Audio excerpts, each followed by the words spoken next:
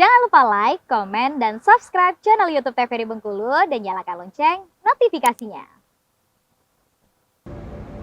Terima kasih pemirsa Obi, ini kita kembali lagi nih ngobrol dengan Ibu psikolog ya. Ibu Diana, tadi begitu dorongan orang tua yang luar biasa. Nah, saya pengen tanya nih, memang sebelumnya background orang tua atau keluarga ada juga yang menjadi seorang psikolog kah? Atau memang keinginan orang tua nih, anaknya harus seorang psikolog nih? Oke. Jadi kalau background orang tua emang dua-duanya ini agama nih, Mas Iqbal. Jadi kayak agama dua-duanya, mereka juga nggak tahu psikolog itu apa. Jadi awalnya kalau namanya orang tua backgroundnya homogen gitu, kebetulan orang tua saya agama gitu, jadinya ya udahlah masuk agama aja. Kalau nggak masuk pendidikan gitu. Misalnya mentok-mentok kalau mau yang di luar garis keturunan gitu ya, pendidikan misalnya bahasa Inggris gitu ya, pendidikan karena kebanyakan tuh pendidikan agama gitu. Jadi kalau kebetulan saya pengen cari waktu itu karena waktu itu saya mau ngambil kedokteran, tapi waktu itu tuh pengennya nyarinya yang nggak membebankan orang tua tuh, pengen nyari yang beasiswa. Kalau zaman saya dulu tuh beasiswanya, kalau sekarang udah banyak nih ya beasiswa. Benar, dari swasta banyak, pemerintah mungkin banyak. saya juga kurang belajar sih waktu itu. Jadi waktu itu nggak masuk, hasil terus saya nyari, oh iya kayaknya emang saya nggak cocok jadi dokter gitu. Hasil saya nyari jurusan-jurusan yang lain yang kira-kira masih eksaknya ada. Saya waktu itu suka biologi, tapi juga saya pengen yang sosial karena waktu itu saya suka debat tuh waktu SMA. Jadi kira-kira psikologi gitu. Oh, psikologi kayak oke nih, dulu ada psikologi atau hubungan internasional. Nah, sharing-sharing ini juga ternyata dulu karena orang tua saya nggak paham, mereka riset juga nih. Kalau hubungan internasional tuh kerjaannya jadi apa? Dubes tuh kerja di luar negeri. Tetap ya orang tua pengen tahu gitu, ujungnya kemana ini. Pengen tahu nih, oh kalau psikologi ya jadi psikolog gitu. Oh ya ditimbang-timbang kamu maunya yang mana tuh, saya juga berpikir oh ya kalau saya jadi duta besar sebenarnya seru juga sih gitu, tapi kayaknya saya lebih suka yang memahami manusia deh, ngobrol sama orang gitu. Kalau hubungan internasional kan lebih ke politik dan sebagainya. Oh oke deh gitu, coba psikologi. Dan psikologi tuh nggak langsung masuk ke universitas yang saya pengenin sebenarnya Mas, bukan namanya anak SMA ya, oh saya pengen yang terbaik di Indonesia nih, pengen ke UI gitu. Tapi ternyata nggak masuk tuh. Zaman dulu tuh zaman SBMPTN tuh susah banget, kayak saya nyoba 4 kali tuh nggak masuk. Alhasil kata orang tua, kalau pengen tetap psikologi cari universitas yang lain yang ada. Alhasil UIN masuk, UIN Malang waktu itu gitu, UIN Malang masuk. Dan ternyata juga teman saya ada yang di UI, di UI sama di UIN juga sama aja kok, tergantung anaknya. Jadi tetap lanjut, termotivasi. S2 juga ternyata mau di UI, mau di manapun, mau di swasta, mau di negeri, kalau kamu usaha kamu tetap bisa berdaya kok. Alhasil saya waktu itu di Malang, jadi saya waktu itu merasa nggak menghabiskan waktu gitu untuk bisa pindah-pindah, karena saya waktu itu mikir kalau saya pindah lagi, ini lagi menghabiskan waktu, dan terutama mungkin kita masih tanggung jawab orang tua, biaya orang tua ya gitu. Jadi ya udahlah langsung di Malang aja, karena motivasi saya adalah langsung cepat jadi psikolog, langsung pulang langsung kerja gitu. Jadi kalau untuk psikolog sendiri kan begitu udah masuk kemarin ke kuliah kan ya, kita di Bengkulu ini kan masih tabu gitu mengenai dunia psikolog, apalagi seorang psikiater, kita katakan seperti itu kan. Tanggapan dari teman-teman gimana, ngapain sih ngambil jurusan itu, kenapa nggak bahasa Inggris atau tadi yang lebih keren hubungan internasional? Dan itu juga perlu di-highlight nih Mas, psikiater sama psikolog tuh beda. Oh beda? Iya. Oke, nah ini informasi juga nih ternyata pemirsa, karena kita juga yang masih awam ini taunya psikolog, sama iya benar, orang itu ya psikiater gitu. Ya, jadi kalau psikiater itu mungkin saya jelasin sedikit ya. Kalau psikiater itu dia S1 nah, ini kedokteran. Pemirsa maaf Ibu, kita 2 SKS hari ini ya. Oke, kita sambil kuliah ya. Mahasiswa tolong lihat ya. Oke, tolong dicatat ya rangkuman hari ini. Ibu. Jadi kalau psikiater itu S1-nya adalah memang kedokteran nih. Dia dokter nih, udah jadi dokter, udah disumpah jadi dokter. Nah, dia ngambil spesialis kejiwaan, SPKJ. Jadi residen, spesialis lah intinya, ngambil penjurusan lagi spesialis kejiwaan. Gelarnya dokter SPKJ. Oke, itu disebut psikiater. Berarti backgroundnya seorang dokter.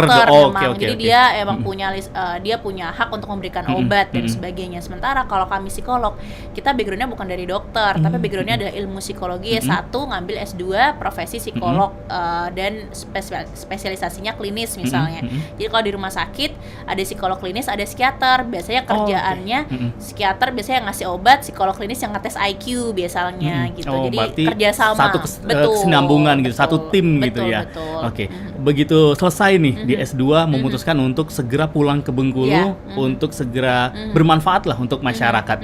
Nah, ini tahun berapa begitu selesai kuliah dan balik ke Bengkulunya, Ibu? Oke, saya sebenarnya baru balik itu 2021. Oke. Iya, saya 2021 pulang dan saya magang. Intinya benar kata Iqbal tadi bahwa di Bengkulu ini cukup apa ya? Belum banyak waktu itu ya 2 tahun lalu ya. Itu belum terlalu banyak yang familiar gitu. Benar. Kayak yang lulus menjadi psikolog itu juga belum terlalu banyak, masih 1-2 lah, belasan lah kalau di organisasi kami. Nah, tapi alhamdulillahnya gitu kan 2 tahun saya di sini itu growth-nya luar biasa sih, Iqbal. Jadi kayak waktu maksudnya kadang itu saya megang klien konseling aja sehari itu bisa 5. Oh, satu hari. Satu hari itu bisa 5. Dan itu untuk waktu itu sharing-sharing ke teman-teman di kota besar ya, kayak misalnya di Jakarta, di Bandung, itu untuk daerah tuh luar biasa ya. Jadi awareness atau kayak apa ya, pengetahuan orang-orang kayak aku perlu ngobrol nih sama orang yang ahlinya atau Benar, profesional, betul, nggak betul. cuman kayak ngobrol sama teman aja.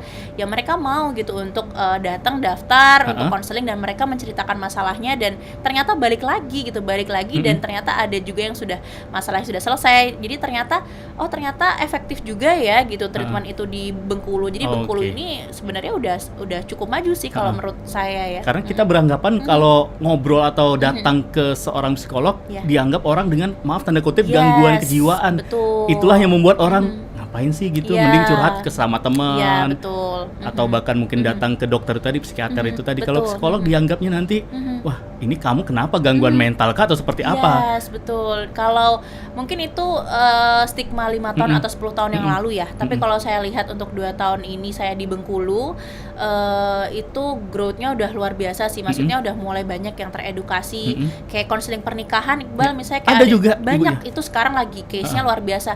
Bengkulu ini kan kasus perceraiannya tinggi ya, gitu. Nah, sekarang untuk mereka mau decision mau cerai, ambil cerai itu biasanya mereka datang untuk konseling pernikahan udah mulai banyak. Jadi mungkin ada 1-2 pernikahan yang mungkin mereka jadi lebih calm, lebih tenang lagi sebelum mengambil keputusan untuk bercerai dengan mengambil konseling pernikahan gitu ya. Yang belum familiar mungkin yang konseling pranikah sih. Kadang kan kalau yang sebelum nikah mungkin kalau kita di Bengkulu karena budayanya itu Melayu, lebih ke perayaan, pestanya. Jadi kadang lupa yang kayak konten-konten konseling pranikah. Padahal sebenarnya itu juga penting sih untuk persiapan pernikahan. Kalau di kota-kota besar kan orang pada saat mau memutuskan untuk nikah sudah datang nih medical check up, biasanya mereka betul. medical check up, ternyata ada karena BPJS juga mungkin kan udah langsung include mereka konseling pernikahan, jadi mereka lebih apa ya, lebih siap secara mental.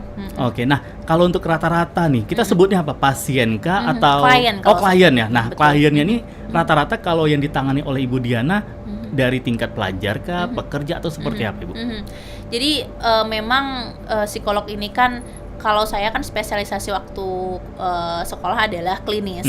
Nah, klinis yang saya tangani pada awal-awal ini memang kebanyakan tuh dewasa gitu. Pada awal-awal dewasa itu lebih kayak remaja sampai dewasa lah gitu. Remaja dan dewasa arahnya itu ya misalnya kayak gejala ya itu misalnya masalah pernikahan atau masalah di sekolah, masalah di kuliah gitu ya, sampai misalnya pensiun, postpartum misalnya fenomenanya. Tapi setahun terakhir karena saya punya anak gitu, saya semakin enjoy dengan yang namanya klinis anak gitu. Jadi sekarang setahun terakhir itu lebih banyak berkecimpung di sekolah. Jadi kayak ternyata di sekolah itu banyak orang tua yang struggle juga, misalnya fenomena speech delay sekarang di Bengkulu juga luar biasa. Benar. Dan saya komitmen juga sama suami, kebetulan profesi yang sama.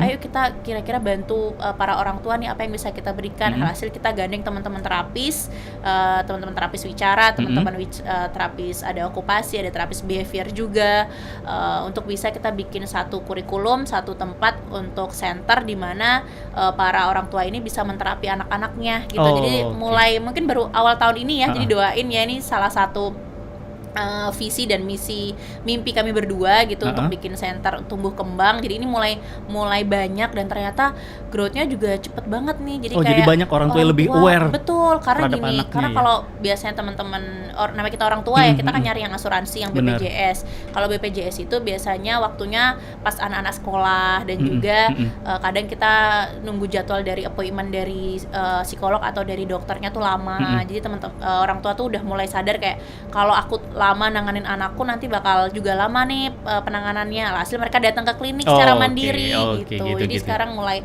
orang tua mulai mulai aware alhamdulillahnya, dan semoga Bengkulu juga SDM-nya semakin meningkat ya anak-anak kita. Amin. Nah, Ibu Diana, kita break lagi. Ibu, semakin seru nih obrolannya, apalagi terkait dengan tumbuh kembang anak-anak ini untuk para orang tua muda terutama di Bengkulu. Jangan kemana-mana, tetap saksikan Opini. Kita akan kembali setelah beberapa yang mau lewat berikut ini.